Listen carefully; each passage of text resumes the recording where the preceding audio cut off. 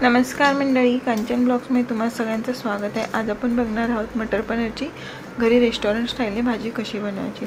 त्यासाठी मी इथे कढई गरम केली आहे। त्याच्यामध्ये असे 2 मीडियम आकाराचे उभे चिरलेले कांदे घेतलेले आहेत। कांदा चांगला लाल होईपर्यंत परतायचा।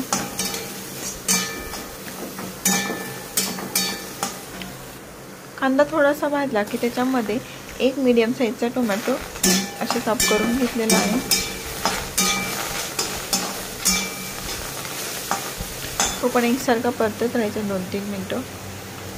थोडंसं तेल घालायचं, अर्धा चमचा तेल घातलेलं आहे मी। तेल घालून 4-5 मिनिटं परत परतायचं मस्त कांदा आणि टोमॅटो।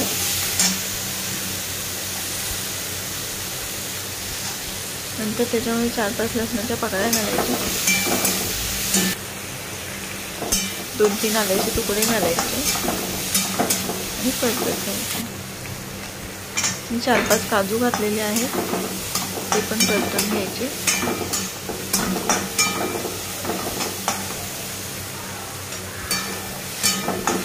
तर आपला कांदा चांगला शिजलेला आहे, टोमॅटो पण शिजलेला आहे। तर आपण हे मिक्सरच्या भांड्यामध्ये काढून घेऊया आणि त्याचे प्युरी बनवून घ्यायची। त्याच कढईमध्ये आता मी 2 चमचे तेल घालते। तेल चांगलं तापलं की जिरी घालायची आणि मोहरी घालायची। जिरी चांगली तडतडली की आपण जी प्युरी बनवून घेतली होती मिक्सरला, तो मगाशी मसाला वाटून घेतला होता, तो घालून घ्यायचा आणि तो चांगला परतायचा। मसाला चांगला हलवत राहायचा, नंतर खालून तो चिटकतो कढईला।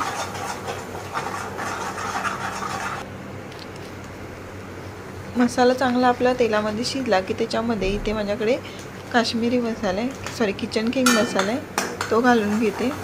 एव्हरेजचा किचन किंग मसाला वापरते तुम्ही, जो घरातला ठेवणीतला गरम मसाला असेल तर तो वापरू शकता। लाल तिखट चवीपुरतं। तर मिक्सरच्या भांड्यामध्ये मसाल्याचं पाणी होतं तेच घालून घेते मी आणि चांगला मसाला एकजीव करून घेते।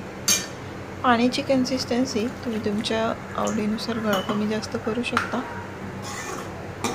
जास्त पण घट्ट किंवा जास्त पण पातळ बरोबर नाही वाटत। नंतर चवीपुरतं मीठ घालून घेते। मीठ घालून परत 2 मिनिटं परतून घेते।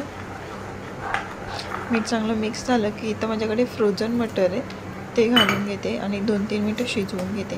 पनीर सगळ्यात शेवटला घालायचं आणि पनीर जास्त वेळ शिजू नाही द्यायचं, नाहीतर त्याच्यातला जो पौष्टिकपणा असतो तो निघून जातो। ते मी पनीरचे असे बारीक बारीक तुकडे करून घेतलेले आहेत, ते घालून घ्यायचे। वरून कोथिंबीर घालायची। तयार आहे आपल्या रेस्टॉरंट स्टाईलने मटर पनीर।